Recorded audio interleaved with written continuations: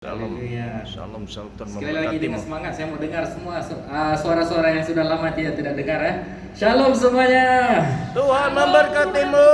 Haleluya. Di dalam atas nama Bapa, Anak dan Roh Kudus, kita semua di sini diberkati Tuhan dengan luar biasa. Semua Amin. katakan amin. Amin, kami terima Haleluya, berkatmu, kami haleluya. terima. Amin. Oke, sudah lama saya tidak berada di mimbar ini untuk menyampaikan Amin. ya firman Tuhan. Saya lebih suka kepada approach sharing ya. Kalau dipanggil khotbah pula lain pula jadinya nanti. Ya, sepanjang minggu ini ya kita sebenarnya bagi laluan untuk pastor ya, baru pulang daripada KKR di Sarawak ya, pastor letih. Jadi inilah kita siap dipakai, amin. Amin, amin. Bila masa saja dipanggil, siap dipakai Tuhan. Jadi sepanjang minggu ini saya coba untuk mencari film tajuk apa yang relevan dengan isu-isu semasa sekarang. Ya, isu-isu semasa sekarang. Dan saya tanya Roh Kudus, apa yang saya mau share firman Tuhan kepada jemaat pada ibadah ujung minggu ini. And then reflectlah pada dirimu sendiri. Okay, so paling umum sekali ya, tajuk utama kita pada hari ini adalah sertailah Tuhan dalam masalah keuanganmu. Okay, so sekarang ini kenapa masalah keuangan? Okay, next slide. Kalau kita melihat dekat sini kan, okay, next slide kan. Okay, dalam Bible, dalam Alkitab, okay, di dalam Alkitab sepanjang Yesus berada di muka bumi ini, dia banyak menceritakan pasal keuangan, financial, keuangan. Selain daripada subjek seperti kingdom of God, heaven and hell, apa semua tu, keselamatan dan sebagainya. Jadi banyak topik yang dibicarakan di dalam sepanjang dia berada di muka bumi ini adalah keuangan. Okey, jelas sekali duit itu, keuangan itu adalah sesuatu, it's a big deal. Okay, it's a big deal to God. Okay, sesuatu yang serius ya. Okay, kenapa? Kenapa serius dalam keuangan? Okay, thank you. Suara saya berdengung-dengung ya, ada echo. Okay, kenapa keuangan ni sangat penting ataupun sangat Tuhan tekankan di dalam Alkitab itu. Okey, kerana kebanyakan daripada kita kecil sehingga kita besar, sehingga kita mati pun memerlukan uang, betul? Okey, mungkin kebanyakan dalam hidup kita banyak deal dengan keuangan. Okey, dari sepanjang hidup kita mencari keuangan. Okey, kadang-kadang kita fikir macam bagaimana nak membelanjakan duit ini. Okey, risau akan duit, kekurangan, tak sampai hujung bulan sudah fikir, sudah collect duit, shilling, sudah cari-cari dalam poket kan. Pengalaman. Korek-korek dalam poket, mana duit shilling ni. Celah-celah pintu ada tu duit shilling ni. Okey, berhasrat untuk duit yang banyak dan sebagainya. Jadi kehidupan kita ni relevan ya, daripada kecil sampai kita besar sampai sekarang pun hidup kita memang memang memerlukan keuangan. Okey, jadi sebab itu banyak sekali ayat firman Tuhan yang menyentuh, okey, mengajar kita supaya kita belajar daripada pengalaman ataupun ilustrasi ataupun perumpamaan yang diberikan supaya kita cuba mengelak. Okey, dan kita belajar daripada situ untuk memperbaiki kita punya financial. Jadi apa yang harusnya kita lakukan ataupun respon sekiranya kita mengalami masalah sedemikian. Okey, sebab itu Tuhan menghabiskan banyak masa dia menceritakan pasal keuangan. Okey, kalau tak silap saya dalam firman tu pasal keuangan itu ada 800 ya ayat firman dia tu berkaitan dengan keuangan saja. tentang kekayaan, harta, keuangan dan sebagainya. Tapi pada masa sama keuangan, uang tu kan, uang is natural. Uang itu adalah natural. Ada orang katakan apa nama dia? Hidup ini uang bukan segalanya. Betul? Uang bukan segalanya, tapi mau pergi kerja pun pakai minyak, pakai uang juga. Anak belanja pergi sekolah pakai uang, semua perlukan keuangan. Okey? Tapi duit ini adalah natural. Tapi apa yang firman Tuhan ada pernah katakan apa tu? It's a evil thought. Daripada behavior kita sendiri akan cinta akan keuangan itulah yang menjatuhkan kita. Okey? So uang tak ada masalah sebenarnya. Uang tak ada masalah. Cuma Tuhan sudah pesan banyak kali bahawa diri kita kena pandai self control ya, supaya kita tidak jatuh. Okey, next slide. Okey, ini sering kali kalau kita dengar tahun ni, saya rasa dalam 2-3 kali juga pastor share tentang perumpamaan anak yang hilang ni. Okey. Alright, mari kita sama-sama buka ayat firman Tuhan, iaitu Lukas 15 ayat 11 hingga 19. Jadi dekat sini siapa yang sampaikan? Siapa yang bagi perumpamaan ini? Ada siapa yang tahu? Bonus. Silakan. Siapa yang bagi perumpamaan ini? Siapa yang menceritakan cerita ini? Lazarus kah? Siapa boleh jawab? Thomas kah?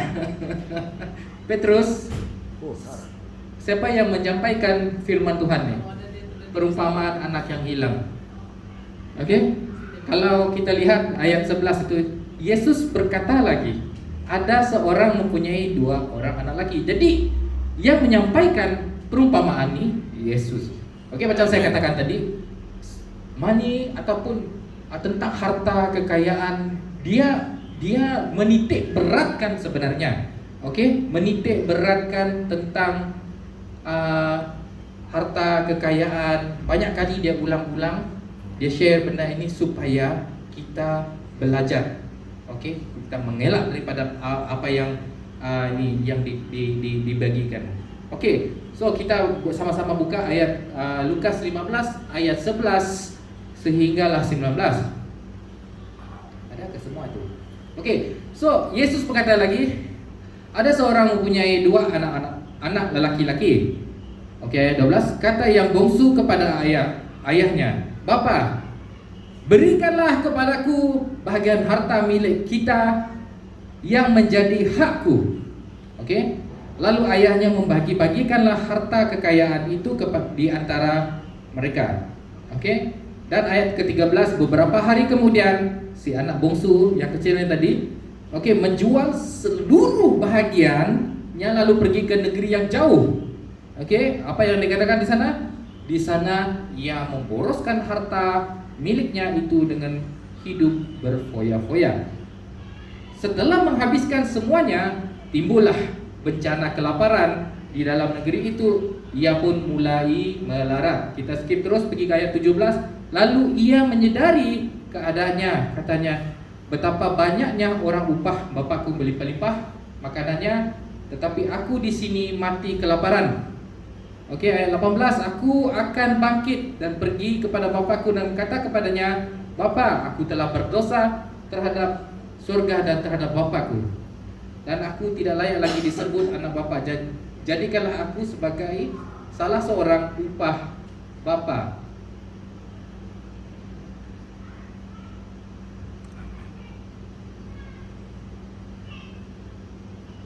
Okey, so cerita sini perumpamaan anak yang hilang ni, okey, seperti mana yang dikatakan di sini adalah Yesus menekankan bahawa kita semua harta yang daripada Bapa, okey, adalah milik kita, men. Harta di dunia ni apa semua itu adalah tak kiralah dari segi sumber daripada hutan, okey, lompong dan sebagainya, semua benda-benda natural ya, benda di hutan, emas diambil dari mana? Dari sumber asli juga. Semua ini daripada Tuhan, amin. Jadi yang usahakan ini adalah manusia. manusia yang manage. Okey. So sekarang ini bayangkan ada bapa itu adalah Tuhan, dan anak ada dua anak tu adalah kita. Okey, so sekarang ni apa yang terjadi? Dia membagikan harta itu kepada anak si bongsu ni. Jadi apa yang si bongsu ni buat adalah dia menghabiskan semua hartanya tu, dia menjualkan semua hartanya lalu pergi ke negeri lain dan membelanjakan semua wang yang ada. So, daripada sana kita belajar apa? Dia memboroskan semua duit, memboros. Okey, daripada harta, kalau kita lihat sejarah bapa dia ni mempunyai apa segala tanaman dan sebagainya, peternakan, domba dan sebagainya, semua ada. Memang kaya. Okey, dengan harta yang diberi kepada si bongsu ini boleh hidup selama-lamanya dengan duit ini kalau dia bijak mengurus kewangan tersebut. Amin. Jadi apa yang terjadi? Dia di sini dia jual semua harta. Lalu dia memboroskan duit habis kemana? Jadi itu kadang-kadang kita sebagai manusia ni kadang-kadang saya menegur saya sendiri juga. Okey. Pertama sekali adalah tindakan yang bodoh, ya. Dengan yang bodoh yang kita spend. Okey, menghabiskan kewangan ataupun yang tidak sepatutnya, ya. Okey. Alright. So next, itu yang kita belajar sebelum begini, previous slide lagi. Okay, so apa lagi yang kita belajar daripada sini? Tapi apa yang Yesus nak sampaikan dekat sini adalah bagaimana kita handle keuangan. Jadi apa impak dia, ya? Impak daripada kita tidak pandai menghandle keuangan kita, lalu memboros dan sebagainya. Dan apa yang terjadi? Dia ditimpa, dia broke. Orang bahasa Melayu saya tidak tahu cakap apa, dia broke, habis kewangan apa semua tu. Alright. So dia kembali. Jadi yang kebaikan dari dekat sini adalah dia kembali kepada bapa dia. Dia ingat kembali. Okey, dia kembali dan mengaku segala dosa-dosa dia. Saya telah berdosa kepada kamu, dan juga apa dia katakan? Aku telah berdosa terhadap surga dan kepada bapa. Alright. So itu yang paling penting sekali dalam apa sekalipun permasalahan, kan kadang-kadang kita sebagai manusia ni kadang-kadang kita mau mencuba sesuatu yang baru dan sebagainya. Walaupun firman Tuhan sudah katakan demikian, janganlah kamu spend duit sembarangan dan sebagainya. Tapi kita still juga, ya. Alright. So benda yang sama juga, tapi kalau dah terjadi tapi kita tetap juga akan harus kembali kepada Tuhan, ya. Datang kepada Dia. Alright. Okay, so sekarang ni next slide, ya. Okay, so next slide. Sini juga tentang perjanjian baru, ya. Perjanjian baru di mana di dalam ayat Yohanes 6:1 hingga 15. So dekat bab 6 ini, iaitu mengisahkan cerita tentang 5 roti 2 ekor ikan. Okey. So ini pun mengenai keuangan juga, ya. Provide tentang keperluan dan sebagainya. So okey, mari kita sama-sama baca ayat yang ke-4, ya. 6 ayat 4. Dan Paskah, hari raya orang Yahudi sudah dekat. Ayat 5, ya. Ketika Yesus memandang sekelilingnya dan melihat bahwa orang banyak berbondong-bondong datang kepadanya, berkatalah ia kepada Philips, ya. Dalam bahasa Inggeris dia Philips. Di manakah kita akan membeli roti supaya mereka ini dapat makan? Lalu ayat 6 katakan apa? Hal itu dikatakannya untuk mencobai dia. Okey, dia mau coba dia. Sebab ia sendiri tahu apa yang hendak dilakukannya. Okey, soalan yang ditujukan kepada Philips ataupun Philips tadi, di mana kita mau membeli roti supaya mereka dapat makan. 5,000 orang ni tadi, supaya mereka 5,000 orang ni dapat dimakan. Yesus sengaja tanya soalan ni kepada dia, kepada Filipus ataupun Philips. Okey. Ayat 6 tu dia mengatakan dia sengaja mau mencubai Filipus ya. Dia sendiri tahu apa yang hendak dilakukannya. Okey, jawab Filipus kepadanya, roti seharga 200 dinar. Okey, tidak cukup untuk mereka ini sekalipun masing-masing mendapat sepotong kecil saja. Okey, next slide. Okey, ayat 8 seterusnya, seorang dari murid-muridnya iaitu Andreas, saudara Simon Petrus berkata kepadanya, di sini ada seorang anak yang punya 5 roti jelai dan 2 ekor ikan, tetapi apakah artinya itu untuk sebanyak orang ini? Kata Yesus, suruhlah orang-orang itu duduk.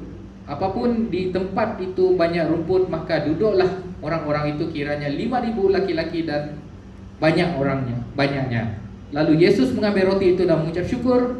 Okay, key point mengucap syukur dan membagi-bagikan kepada mereka yang duduk di situ. Demikianlah dibuatnya dengan ikan-ikan itu sebanyak yang mereka kehendaki. Jadi dekat sini, dari sini kan, daripada sini apa yang saya dapat, okey, mungkin banyak kali ayat firman ni di-share kan. Okey, banyak kali di-share kan, tapi apa yang special? Apa yang special yang saya dapat kat sini? Alright. So Tuhan, dia tidak pernah tanya, ataupun dia tidak pernah tanya apa yang kamu tidak ada. Okey? Dia tidak pernah tanya apa yang kamu tidak ada. Tapi sebaliknya dia tanya apa yang kamu ada. Apa yang kamu ada? Lalu berkata si Andreas, kita ada 5 roti, 2 ekor ikan. Sejumlah yang sikit ini, okey, bagaimana? Jadi kalau kita lihat Filipus ini tadi kan, Filipus dia mengatakan apa tadi? Bagaimana kita mau membagikan ini dengan duit yang sedikit macam ini? Bagaimana mau membagikan 5,000 orang? Jadi dia sepatutnya tidak patut mengatakan demikian dengan especially Tuhan yang provider. Okey, tapi dekat sini key point dia adalah Yesus, dia tidak pernah bertanya kepada kita ataupun siapa-siapa. Tuhan tidak pernah tanya dengan orang apa yang kamu tidak ada, tapi sebaliknya dia tanya apa yang kamu ada. Apa yang kamu ada, dengan apa yang kita ada, dia boleh multiplies. Okey? Kalau kita lihat next slide, okey, saya bagi satu ilustrasi lagi ya. Kenapa ini key point dia? Next slide. Next slide. Okey, lagi okey. So yang tadi saya katakan apa? Tuhan tidak pernah tanya apa yang kamu tidak ada, tapi dia akan selalu tanya apa yang kamu ada. Alright, saya bagi satu ilustrasi dekat sini. Okey, mengenai tentang Musa. Okey, kisah Nabi Musa di pohon yang berapi. Okey, di ayat Keluaran 1 ayat 1 dan 2 tu. Okey, saya baca Kemudian Musa berkata kepada Tuhan, bagaimana pula jika umat Israel tidak mempercayai aku? Okey, aku tidak mahu mempeduli kata-kataku. Apakah yang harus aku buat jika mereka berkata kepada engkau bahawa engkau tidak menampakkan diri kepadaku? Oleh itu Tuhan bertanya kepada Musa, apakah yang engkau pegang? Itu. Lalu Musa jawab apa? Tongkat. Okey, so kalau dilihat sebelum ini kan, sebelum dia tu si Nabi Musa ni dia pergi ke dia sebelum ni dia hidup mewah di Mesir. Okey. Then after that dia keluar, and then dia jadi shepherd. Jadi apa? Pengembala. Sebab tu dengan tongkat yang ada tu sebagai pengembala tu. Jadi dia pergi satu gunung, bukit. Okey, dia nampak satu bush, pohon yang berapi. Jadi dia boleh pergi ke sana, and then Tuhan mula berbicara. Alright. So Tuhan katakan ada apa? Ada pekerjaan yang besar yang akan dilakukan oleh Musa lewat daripada ini. Jadi Dikatakan apa? Dikatakan apa? Saya tidak punya apa-apa, saya tidak pandai bercakap pun. Saya tidak pandai bercakap, gagap dan sebagainya. Saya tidak berwibawa. Orang percayakan tidak saya nanti apa yang ada pada saya. Dia itu sebagai manusia, kita selalu melihat kekurangan kita. Betul?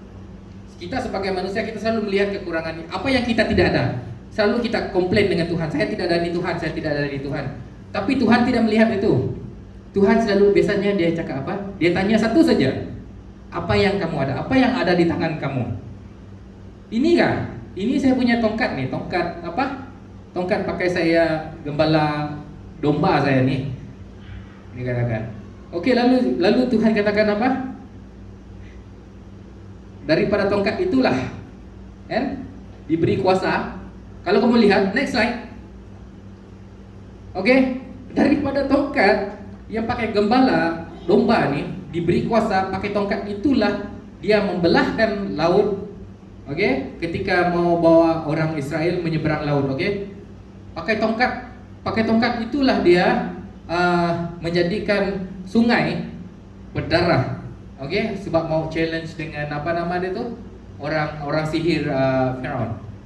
Begitu juga dengan tongkat itulah ketika mereka haus di padang gurun tiada air, pakai tongkat itulah dia mengetuk batu tu menjadi mata air sehingga menjadi sungai cukup untuk mereka minum.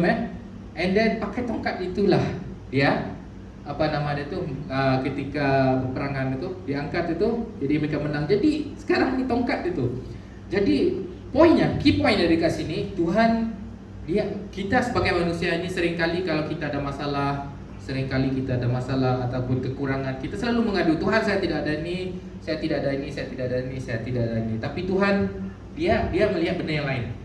Dengan apa yang kamu ada, dia tidak pernah tanya apa kamu tidak ada. Saya akan provide, saya akan sediakan. Tapi dia selalu katakan apa yang kamu ada. Lalu dia akan memberi sesuatu yang luar biasa yang terjadi. Ini salah satu ilustrasi. Dan satu lagi. Next slide. Kalau dekat sini dekat 2 Raja-Raja 4. Saya terus baca dengan laju ya. Ini mengisahkan tentang kisah seorang perempuan janda dengan anaknya.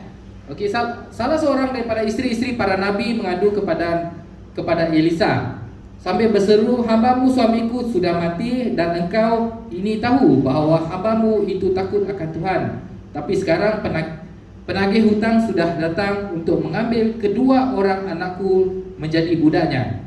Jawab Elisa kepadanya, apakah yang dapat kuperbuat bagimu? Beritahulah kepadaku apa-apa yang kau punya di rumah. Berkatalah perempuan itu, hambamu itu ini tidak punya sesuatu apapun di rumah kecuali sebuah buli-buli berisi minyak. Lalu berkatalah Elisa, pergilah, mintalah bencana-bencana di luar, tong-tong yang besar di luar, daripada segala tetanggamu, kerana tong-tong kosong tu, tetapi jangan terlalu sedikit. Kemudian masuklah, tutuplah pintu sesudah engkau dan anak-anakmu masuk, lalu tuanglah minyak itu ke dalam segala tong tu tadi, mana yang penuh, angkatlah.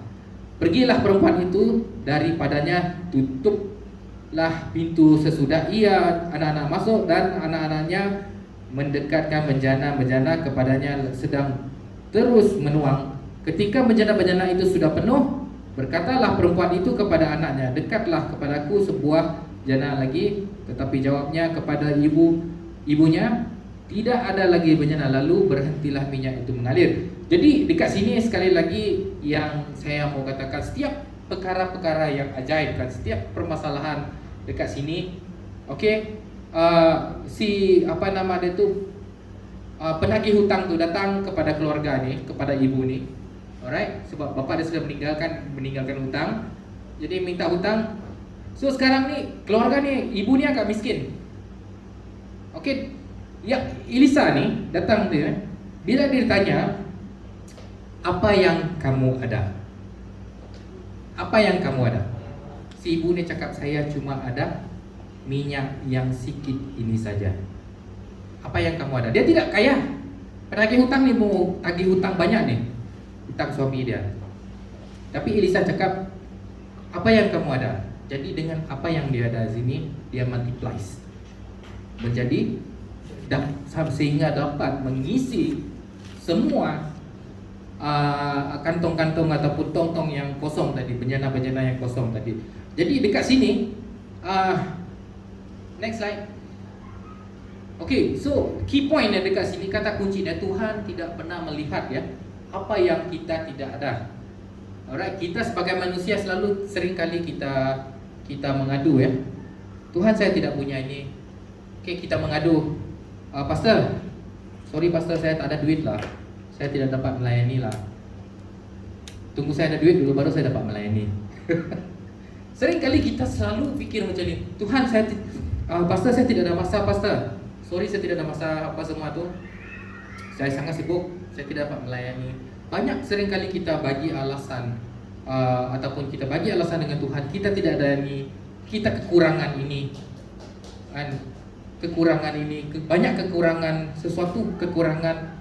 Kita mengadu kepada Tuhan, saya tidak dapat melayani ataupun saya tidak dapat melakukan sesuatu ini, saya tidak dapat bekerja, saya tidak dapat apa semua tu disebabkan kekurangan ini. Tapi sekarang ni saya mau bagi satu mindset ya, satu mindset kepada kita kan, sebab Tuhan dia tidak pernah melihat apa yang kita tidak ada, tapi dia selalu tanya apa yang kita ada. Dengan apa yang kita ada ini, Amen. dengan apa yang kita ada ini, kalau kita datang kepada dia, Tuhan, saya tidak punya uang tapi saya punya hati, saya punya semangat datang untuk melayani Tuhan. Okay? Alright, dari situ Tuhan akan pakai. Naikkan. Amen. Boleh faham ya? Boleh tangkap kan dia punya key point dia tu? Amen. Okay, mungkin dekat sini kita tidak punya, okay, kita tidak punya duit, betul? Kita tidak punya duit apa semua tu. Okay, tapi kita ada bakat. Okay, Tuhan, saya tidak punya duit tapi saya punya bakat. Saya punya bakat. Bakat apa? Bakat mengurut. Contoh. Okey, saya punya bakat apa? Buat kek. Saya punya bakat buat menjahit. Jadi usahakan. Dari situ Tuhan akan multiplies. Seperti mana kesaksian-kesaksian yang tadi itu, ilustrasi yang saya bagi, Tuhan dia tidak pernah pakai benda yang kita tidak ada, tapi dia pakai sedikit apa yang kita ada, tapi di situ dia akan multiplieskan dia.